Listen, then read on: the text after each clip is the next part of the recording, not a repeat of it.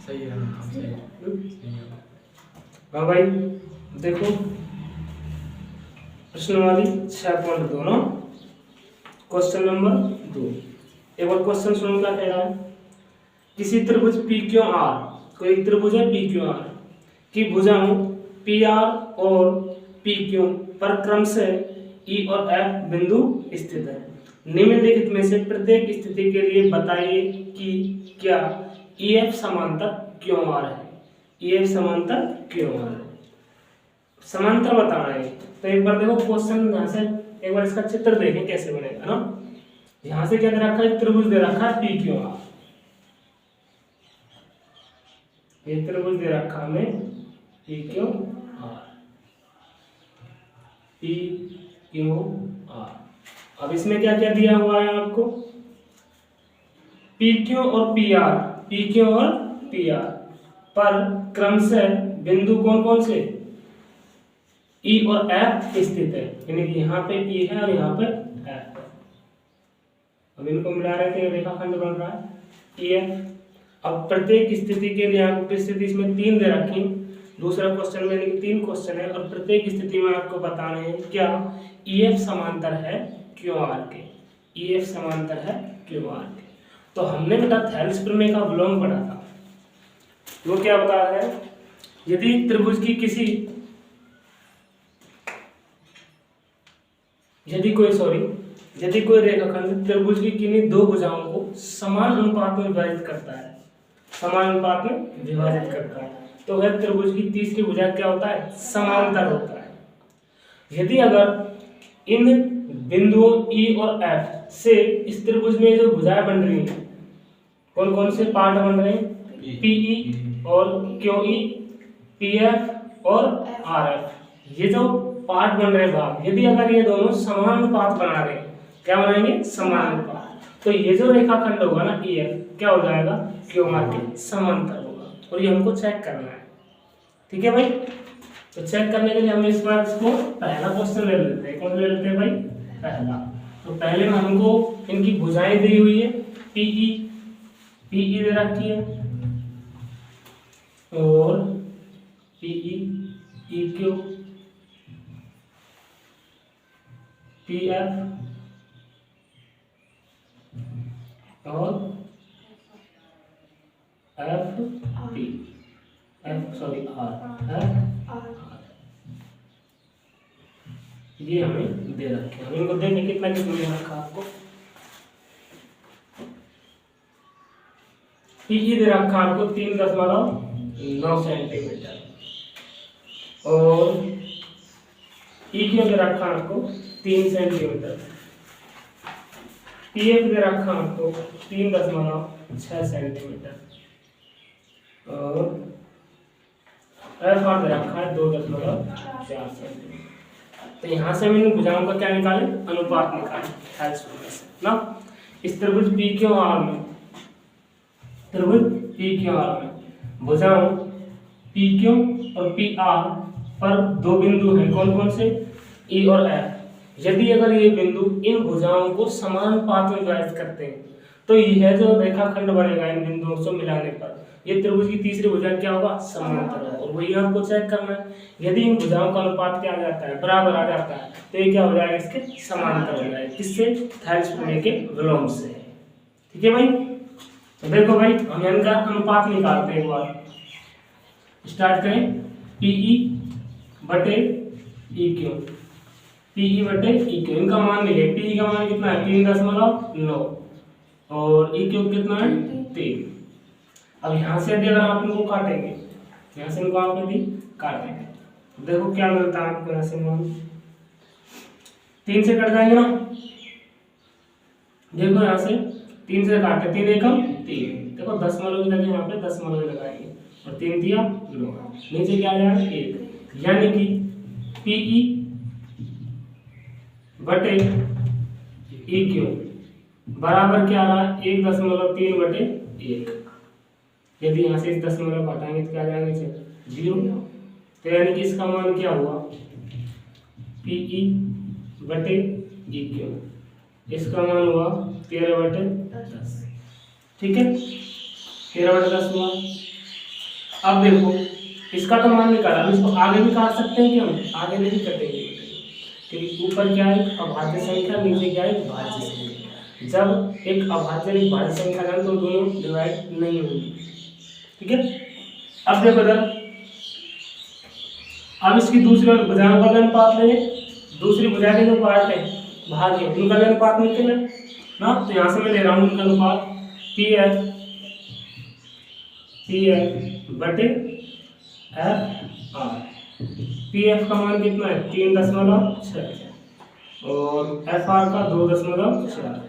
अब देखो दशमलव के बाद समान अंक है, मैंने पहले ही बताया था कि अगर दशमलव के बाद अंश में भी उतने अंक है हर में भी उतने अंक है, तो दशमलव हटा भी सकते हो, ठीक है।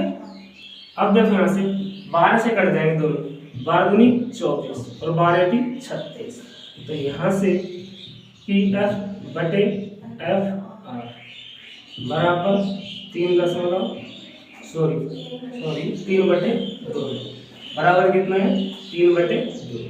अब एक और नहीं काट सकते। अब देखो P बटे ई क्यू क्या बराबर आया है क्या पी एफ बटे एफ आर के? नहीं आया, हमें लिख सकते हैं इनको आगे, इधर बता रहा हूँ, ठीक है, यहाँ लिख रहा हूँ क्योंकि पीई बटे ई क्यू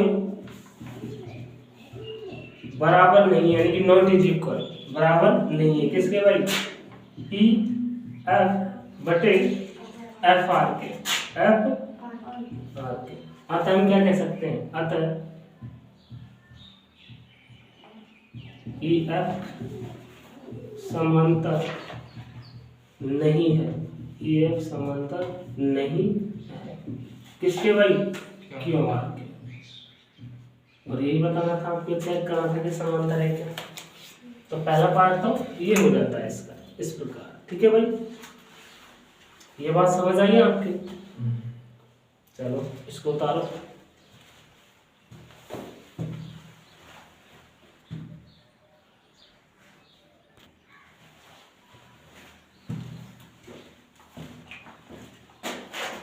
अब देखो बच्चों, इसी प्रकार इसका सेकंड पार्ट है ना, उसमें क्या है आपको यही भुजा दे रखी है, लेकिन इनका मान अलग अलग दे रखा है।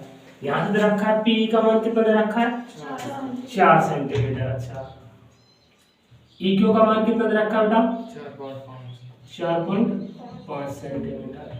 पी एफ का मान कितना दे रखा है 8 सेंटीमीटर। एफ आर का 9 सेंटीमीटर। यहाँ से भी क्या करेंगे, ये जो ई बिंदु है इस भुजा पी क्यू को जिस अनुपात में व्यक्त कर रहा है उसका अनुपात निकालेंगे, तो यहाँ से निकालेंगे हम पीई बटे ई क्यू, पीई बटे ई क्यू। पी का मान कितना है भाई 4 सेंटीमीटर और ई क्यू का मान कितना है 4.5 सेंटीमीटर,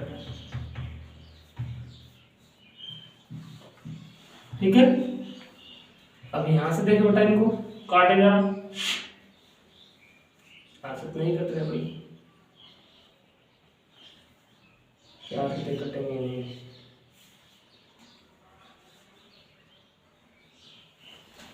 यहाँ से देखो दशमलव हटाओ, ऊपर क्या लगाया 0, ठीक है। ऊपर कितने 40 और नीचे कितने भाई 45। अब दोनों गिन को यदि मैं किससे काटूं 5 से काटूं, 5 से कट जाएंगे, कैसे पता, विभाजिता के नियम में पढ़े होता, जिन संख्याओं की इकाई 0 और 5 होता है वो 5 से क्या होते हैं विभाजित। तो यहाँ देखो 5 से कट जाएगी, 5 × 2 40, 5 से कट जाएगी 5 × 45, यानी कि इसका मान कितना आया 8/9, 8/9। अब आगे नहीं कट रही, ना कट रही, छोड़ो फालतू में आदमी क्यों पढ़ो भाई ना। अब इसी प्रकार इसका मान ले लें पी एफ बटे एफ आर, पी एफ बटे एफ आर 8/9, काटो इधर कितना कटेगी ना, अभी खूब कोशिश कर ले कटेगी ना। वैसे देखो यदि दशमलव काटते हैं में तो बात अलग है, लेकिन वैसे काट रहे हो इसको तो नहीं कटेगी इससे आगे, ठीक है भाई। देखो यहाँ से इसका मान कितना है 8/9 और उसका मान कितना है 8/9, तो हम क्या कह सकते हैं, क्योंकि P बटे ई क्यू बराबर है, बराबर किसके पी एफ बटे एफ आर के। अतः हम क्या कह सकते हैं ई एफ समांतर होगा किसके, क्यू आर के। कारण लिखेंगे किसके, थेल्स प्रमेय के विलोम से, थेल्स प्रमेय के विलोम से। थेल्स प्रमेय का विलोम क्या कहता है भाई, यदि त्रिभुज की किन्हीं दो भुजाओं पर कोई दो बिंदु हैं, वह उन्हें एक समान अनुपात में क्या कर रहे हैं, विभाजित करते हैं, तो उन बिंदुओं को मिलाने वाला रेखाखंड त्रिभुज की तीसरी भुजा क्या होता है, समांतर। तो ये बिंदु ई और एफ इन भुजाओं को समान अनुपात में विभाजित कर रहे थे 8/9। तो ये क्या हो जाएगा, ई एफ जो है रेखाखंड, ये त्रिभुज की तीसरी भुजा क्यों आ रही, क्या हो जाएगा, समांतर।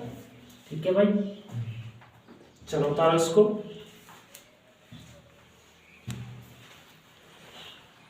देखो तो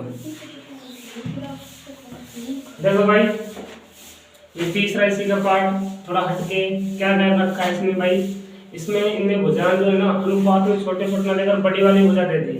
अब इस क्वेश्चन को करने के बेटा 2-3 तरीके, जैसा आपको सुटेबल लगे वैसा कर सकते हो आप इसको। हम क्या कर सकते हैं, इस बड़ी वाली भुजा का इस छोटी वाली भुजा के साथ अगर अनुपात बराबर आए तो भी क्या होती है, त्रिभुज की तीसरी भुजा के समांतर होती है ना। यदि अगर ऐसा नहीं करना चाहते आप, छोटी भुजा का ही अनुपात निकालना चाहते हो, तो क्या करना भाई, हमें दे रखिए पी क्यू, क्या दे रखिए पी क्यू, और क्या दिया हुआ है आपको,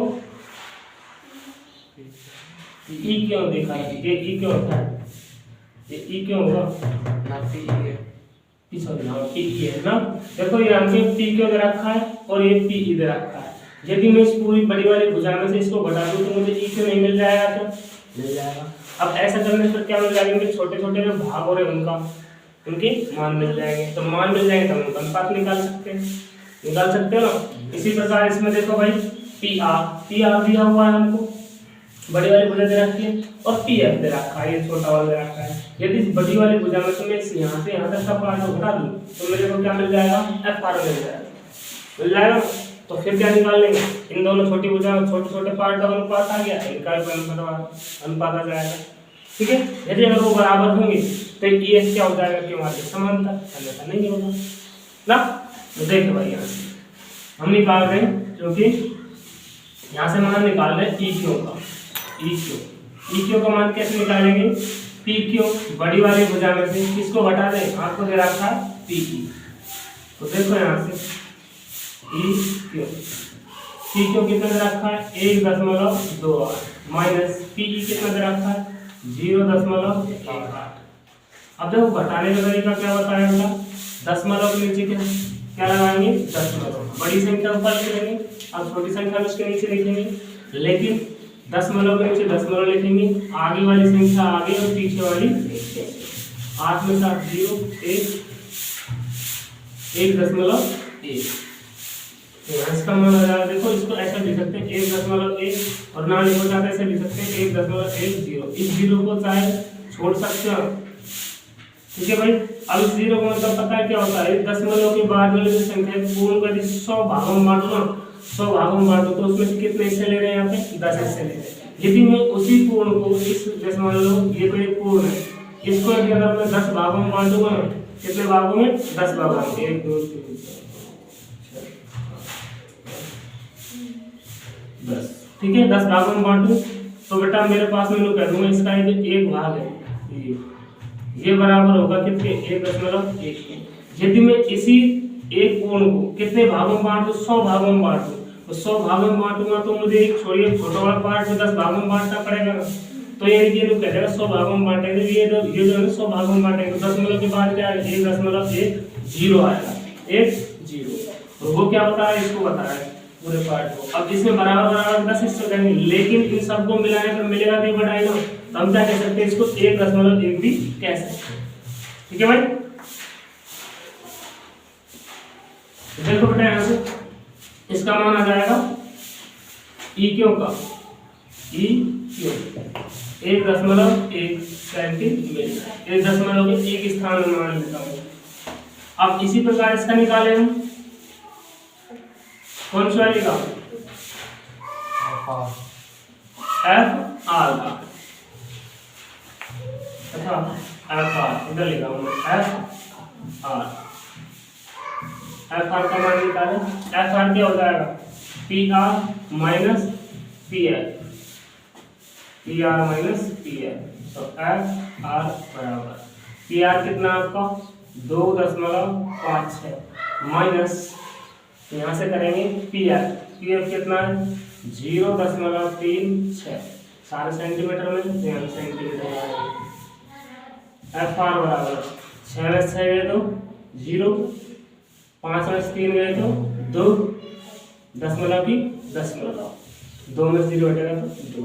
अब चाहते तो आप मैंने बताया ना, अब 1 के बाद एक अंक तक मान लिया तो इसमें भी एक अंक तक मान लेंगे, तो 0 घटा देंगे आ जाएगा 2.2। ठीक है सेंटीमीटर, ये बात समझ आ रही है। अच्छा अब देखो ये मान हो गया हमारे पास किसका ई क्यू का, और ये वाला किसका हो जाएगा एफ आर का। दोनों को मान निकाल लिया। अब छोटी छोटी भुजाओं का अनुपात ले रहा हूँ, ठीक है। यह इधर बेटा पीई बटे ई क्यू, इसका मान निकाल ले। पीई का मान कितना आपके पास 0.18, ई क्यू का मान कितना आपके पास 1.1। ठीक है, यहां से देखो ये कट रहे हैं क्या भाई, ये नहीं कटेंगे भाई। काटने के लिए आपको थोड़ा इसमें तरीका लगाना पड़ेगा, 10 में हटानी पड़ेगी पहले ना। 10 में हटाएंगे नीचे कितने आ जाएंगे 00 आ जाएंगे, ऊपर आ जाएगी 1। तो ये हो जाएगा आपका पीई बटे ई क्यू बराबर 180 और नीचे हो जाएंगे 1100। हटे भाई, 0 से 0 डालो ना, 9 से नहीं कटेगा, 2 से काटेंगे तो 18, 2 पंजे 10, एक बच जाएगा, 2 पंजे 10, यानी कि पीई बटे ई क्यू बराबर क्या 9/55। ठीक है, अब इससे आगे नहीं कटेगा। अब देखो, अब दूसरी भुजाओं का अनुपात निकाले। पी एफ इधर निकालो तो पी एफ बटे एफ आर। पी एफ का मान कितना बेटा आपका 0.36। एफ आर का मान कितना आपके पास देखो 2.2। 2.2 दशमलव हटाएंगे एक बार, ऊपर तो आएगी कितनी 1 0 और नीचे यहाँ लगाएंगे 00, तो यानी कि पी एफ बटे एफ आर यानी कि 360 बटे यहाँ कितने हो गए 2200, 0 0 डालो, यहाँ देखो 4 से काटो, 4 9 36। ठीक है, 4 पंजे 20, 2 बच जाएंगे, 1 0 उतारेंगे 20 जाएंगे, फिर 4 पंजे 20 खत्म। यहाँ देखो पी एफ बटे एफ आर 9/55, वहाँ भी 9/55 और यहाँ भी 9/55। हम क्या लिखेंगे, चूंकि पीई बटे ई क्यू, पीई बटे ई क्यू बराबर पी एफ बटे एफ आर। अतः क्या कह सकते हैं, अतः ई एफ समांतर हुआ किसके भाई क्यू आर के, कारण थेल्स प्रमेय के विलोम से।